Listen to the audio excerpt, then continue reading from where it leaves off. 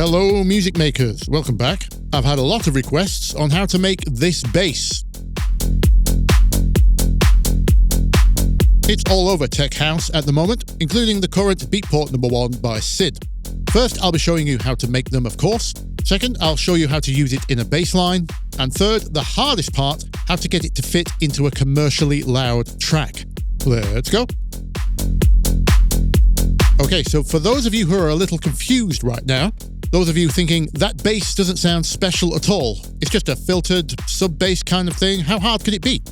And you're right, in some aspects at least. It's not exactly the most exciting or unique sound in the world, is it? And as you'll see shortly, the principle behind making them isn't too difficult either.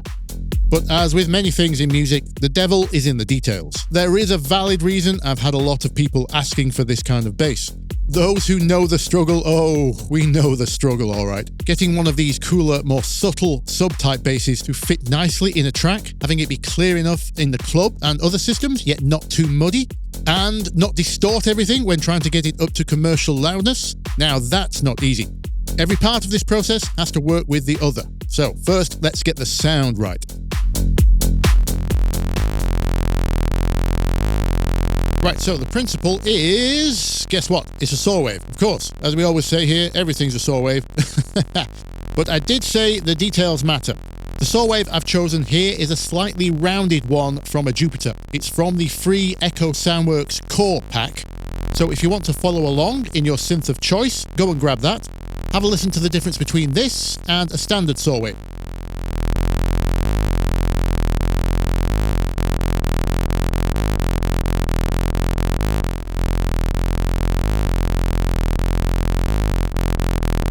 Just a little bit warmer, and that phase difference is going to come in handy later too. Next up, we want an envelope shape a little like this.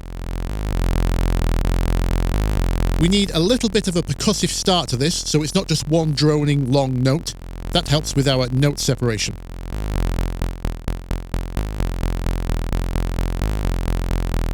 Okay, now we need to filter this down. A steep low-pass filter, 24 dB per octave, or your synth might label this a 4-pole filter. Now we only want the first 3 or 4 harmonics to come through the filter. You can work out the frequency of this based on the key of your track. This line I've got playing here is in F. F is about 40 Hertz, well, 43 to be exact, but we're not going to be exact. Times that by 4, 160, that gets us in the ballpark. Now to get more of that percussive bounce, we're going to send an envelope to that filter. Very much a pluck shape envelope. Now remember, this is a cool underground type bass. We don't want it spiking too bright, just a few 100 Hertz or so. The amount you dial in is going to depend on what else is going on in your track, especially your kick drum. You can set the decay of this by ear. It's going to depend on the tempo of your track and also the line you're playing. Basically, we just want it nice and bouncy, not too short, not too long.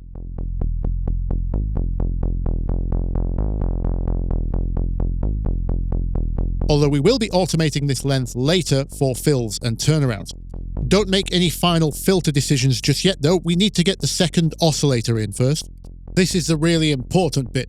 We need to get this upper harmonic balance right. We will be using a separate sub in a moment, but before we do that, we need to have a nice strong first harmonic. Now we could just do that by adding a sine wave 1 octave up.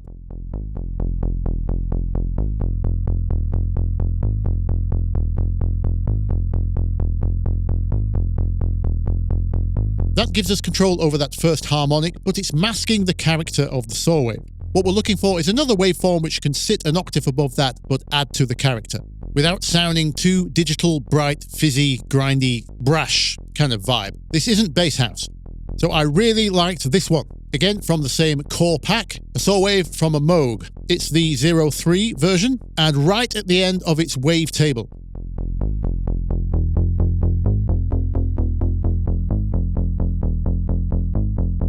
Hear those harmonics lock in? By the way, when you're combining waveforms, if you don't want the sound to change every note, you need to lock the phase position. Turn off phase randomization. That's up here on Vital. You can then play with the fixed phase relationship between the two oscillators with one of the normal oscillator phases like this.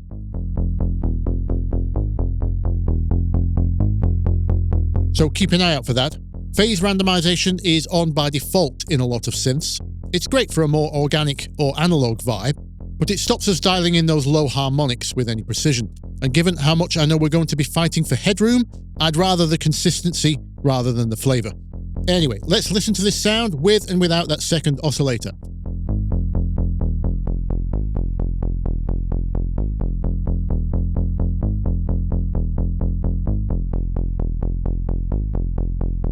Okay, as for finishing touches, a little mid EQ poke, helping bring out the harmonics just before the filter cutoff, and a tiny amount of saturation.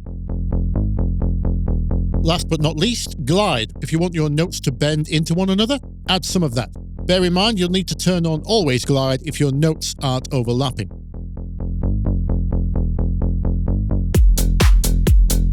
Right, unfortunately, I've run out of time this weekend. I'm going to have to split this video into two. Next week, we'll look into how to write the bass lines and how to squeeze all that fatness into a commercial level track.